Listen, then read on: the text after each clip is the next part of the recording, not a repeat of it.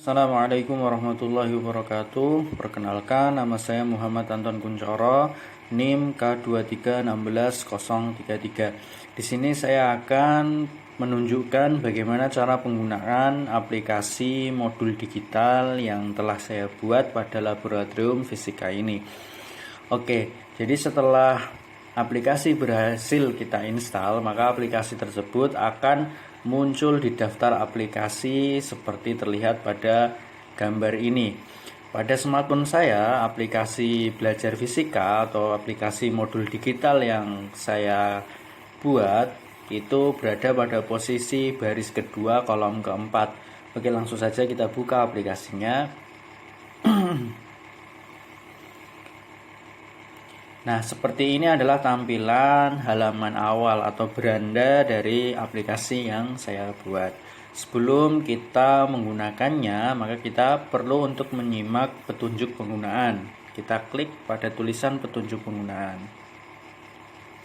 Nah, pada halaman ini dijelaskan bagaimana cara penggunaan modul ini. Penjelasan tersebut tersaji di dalam sebuah file Google Slides yang ditanamkan pada halaman ini. Nah, kita lihat filenya, kita klik. Nah, kita full screen. Nah, agar tulisannya lebih jelas, agar lebih besar, agar fontnya terlihat, maka kita dapat merotasikan HP kita. Nah, dengan seperti ini bisa lebih jelas tulisannya. Nah, di sini dijelaskan tentang apa itu ini aplikasinya, kemudian apa yang dibutuhkan, kemudian pengenalan fitur dan tombol, kemudian pengenalan bagian-bagiannya, kemudian juga akan ada saran bagaimana cara alur penggunaan dari aplikasi ini.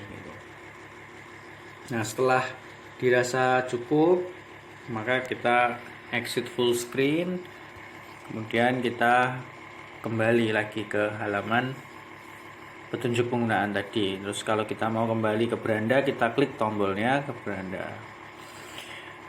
Nah, setelah kita membaca petunjuk penggunaannya dan kita paham bagaimana cara menggunakannya, tombol-tombolnya, kemudian alur penggunaan yang disarankan, maka selanjutnya kita memulainya dengan menu yang pertama, yaitu tentang computational thinking. Nah, pada menu ini dijelaskan secara sekilas mengenai apa itu computational thinking. Nah, setelah kita membacanya, maka kita langsung dapat next untuk halaman selanjutnya.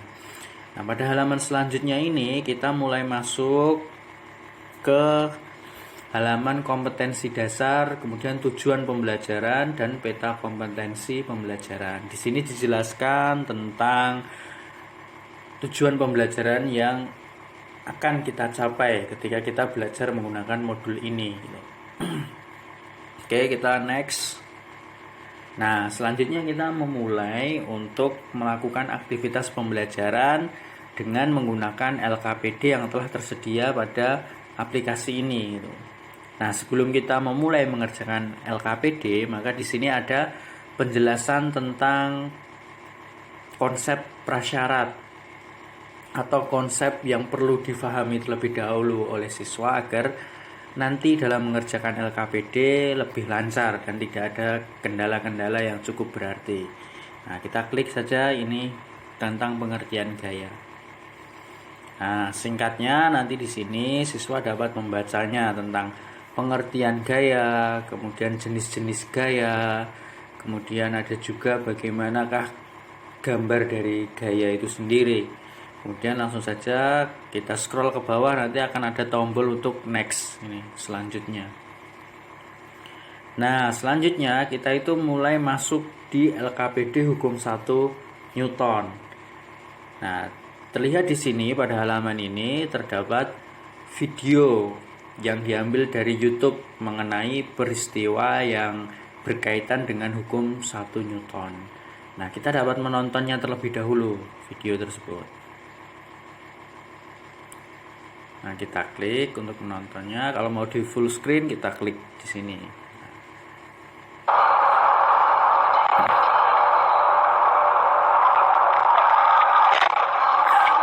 Nah, ini adalah salah satu peristiwa kecelakaan orang terlempar dari mobilnya ketika mobil menabrak sesuatu karena orang tersebut tidak menggunakan seat belt gitu. Nah, itu sebagai video apersepsinya atau stimulusnya untuk belajar. Nah, selanjutnya kita mulai masuk ke LKPD-nya. Nah, pada halaman LKPD ini, LKPD tersebut ini dapat kita download dengan mengklik tombol download LKPD ini. Nah, kita klik simbol download ini. Nah, nanti proses download akan langsung terlihat di sini di menu bar di HP. Terus setelah nanti selesai kita download, kemudian kita mengerjakan LKPD-nya. Setelah itu kita kumpulkan dengan mengklik tombol kumpulkan LKPD. Nah, di sini kita perlu mengisi terlebih dahulu email kita, kemudian nama kita, kemudian kelasnya kelas berapa, misal di sini 10 MIPA 2 gitu ya. Terus nah di sini kita upload file LKPD yang telah kita kerjakan itu. Misalnya di sini saya mau upload file asal saja ya, yang penting cepat gitu, biar nanti cepat. Nah, kita upload file LKPD yang telah kita kerjakan, kita klik submit. Nah, setelah kita klik submit, di sini nanti akan muncul link untuk menuju halaman kunci jawaban dari LKPD yang telah kita kerjakan. Itu kita klik.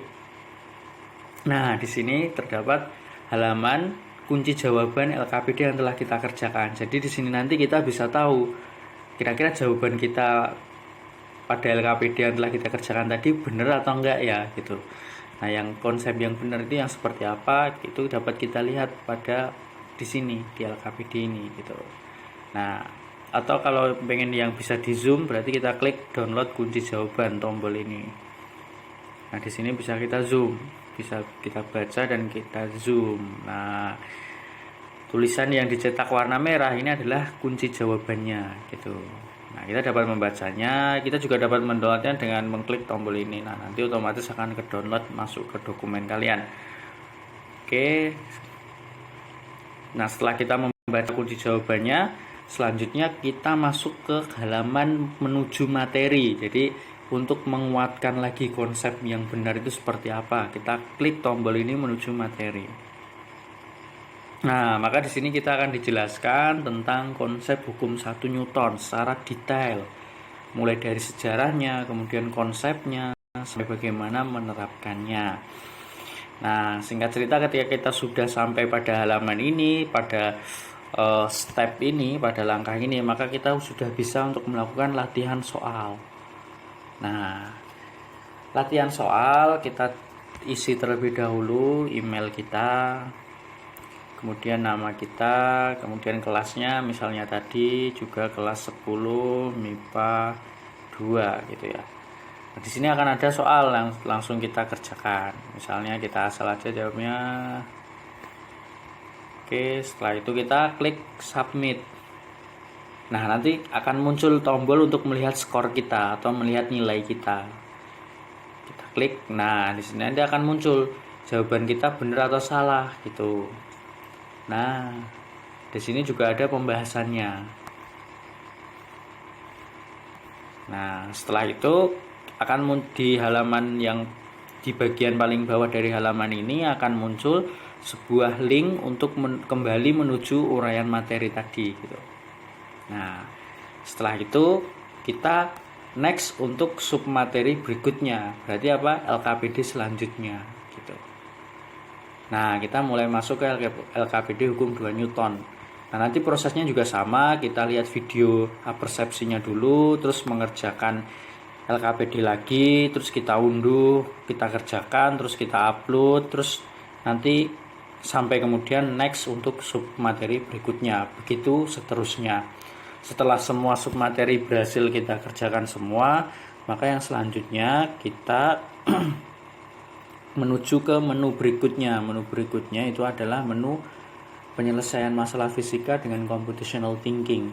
Nah, pada halaman ini terdapat sebuah penjelasan bagaimana computational thinking itu terlibat dalam proses berpikir kita ketika menyelesaikan masalah fisika itu. Khususnya adalah soal-soal fisika. Nah, ini juga sama, di sini tersedia file Google Slides yang ditanamkan pada halaman ini. Kita dapat mengkliknya, kemudian kita full screen. Nah, untuk lebih jelasnya sama kayak yang petunjuk penggunaan tadi, kita rotate di landscape biar jelas. Nah, di sini kita dapat mempelajari bagaimana soal-soal fisika itu dapat diselesaikan dengan konsep-konsep computational thinking. Nah, sini ada penjelasannya. Terus kalau sudah selesai, maka kita exit full screen. Oke, kita rotate portrait lagi. Nah, selanjutnya kita next menuju latihan soal atau soal evaluasi. Kita menuju soal evaluasi. Nah, evaluasi ini evaluasi keseluruhan dari materi hukum Newton tentang gerak dan penerapannya. Kita klik mulai soal evaluasi. Nah, di sini kita mengisi terlebih dahulu nama kita, kemudian kelasnya, terus kita jawab. Ini kita asal saja ya, cuma untuk contoh. Kita menjawab di sini ada 20 soal gitu. Untuk semua sub materi mencakup 20 soal.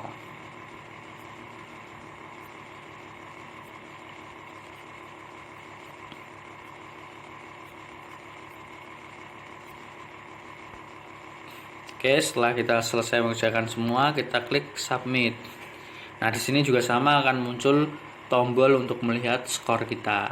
Nah, di sini dapat skornya, saya dapat skornya 15 ya. Oke, di sini juga ada pembahasannya. Nah, ini feedbacknya berupa pembahasan yang betul gitu. Kita scroll sampai bawah. Nah, nanti akan ada link untuk menuju beranda gitu. Nah, untuk menu yang terakhir, dua yang terakhir itu ada glosarium. Glosarium di sini itu berisi mengenai istilah-istilah yang dirasa cukup asing sehingga butuh penjelasan sendiri. Misalnya di sini adalah bidang miring. Apa itu bidang miring? Suatu permukaan datar yang memiliki suatu sudut dan seterusnya. Kemudian menu yang paling terakhir adalah daftar pustakanya. Nah, kira-kira seperti itu cara menggunakan modul ini. Terima kasih.